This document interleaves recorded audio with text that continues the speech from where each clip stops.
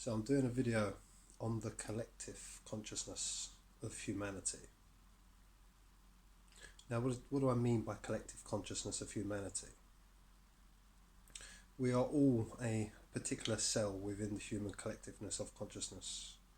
We all have our own consciousness, the intelligence that you truly are beyond your personal self, the intelligence that descends into the material world, into density, into form, which is your body. And so it's that consciousness in which all of our experiences play out within.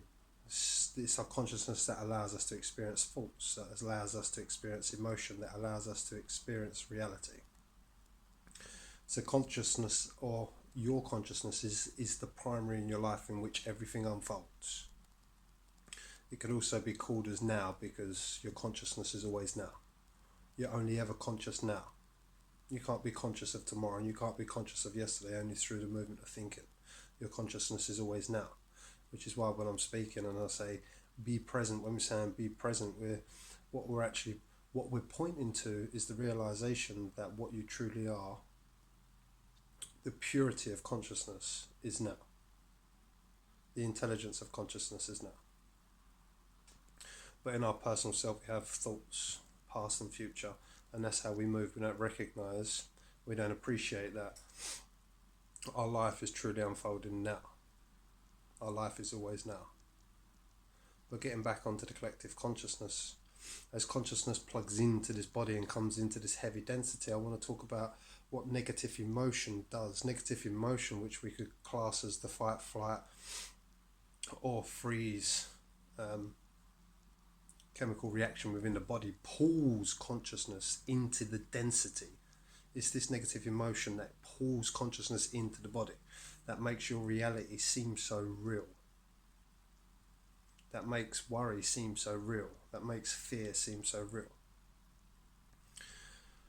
And now, what we've done as human beings, because this fear and this heavy, the emotion of fear pulls us into the body, we begin this interpretation, we begin to add meaning to it. And what that does is it creates very low vibrational thought forms. So a thought form is an interpretation of a negative emotion.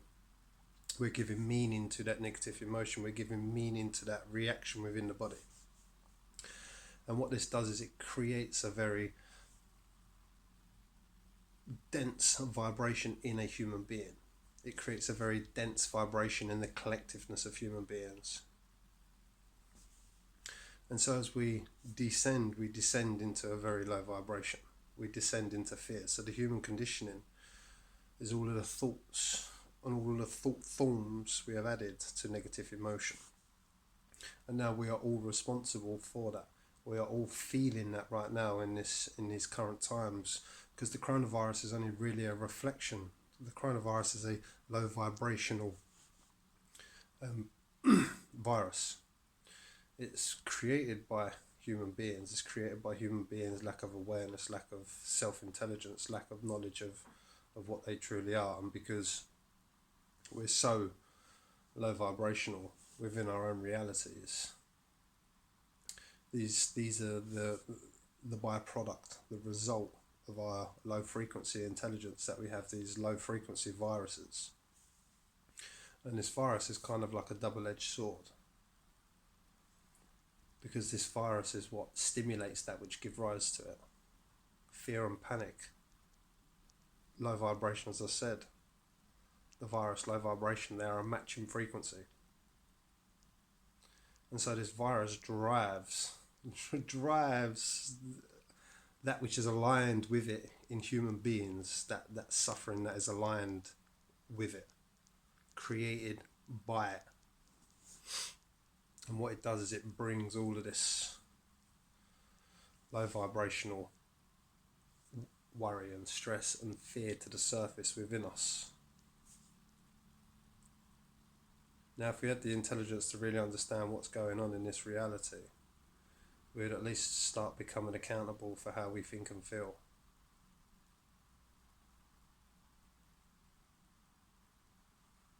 and to not resist, because worry is a state of resistance, fear is a state of resistance. It's a form of not allowing.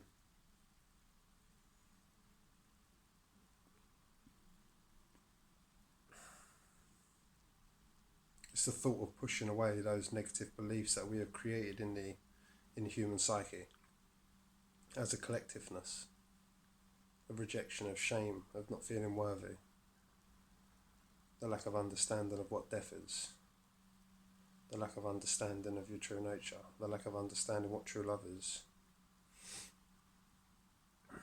And so this coronavirus is only a reflection of the human psyche, of the collectiveness of people. And this coronavirus is, if we have the intelligence to see it, liberating us from the human condition, which is fear. To push intelligence through it. When we're getting hit with something so serious, it's not something we can cover over. As human beings, we cover shit over. We head for our comfort. We don't worry about it. But this is forcing us to look at ourselves, to look at how we act. This is forcing us to see the human psyche, the collectiveness, that which we are all responsible for. Now you can have your focus in worry, you can have your focus in stress, you can have your focus in fear. But if you stop resisting these states, if you stop resisting and pushing against these ideas that you have about life, that you have about death, that you have about a loved one, that you have about yourself, that you have about your job, that you have about your life. If you stop resisting that which we have created and allow it to be within you, allow yourself to be in fear, allow yourself to be in stress, allow yourself to be in worry, not to give life to it, not to suppress it, not to reject it, but to allow it to pass through by letting go.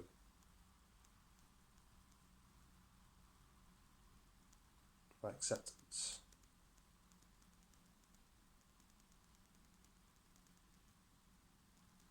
So coronavirus is only really a reflection of the human consciousness, of where we are. And it's pushing all of that which we haven't faced to the surface. Now if we have the ability to see it, we have the ability to truly heal it. Till the next one, much love.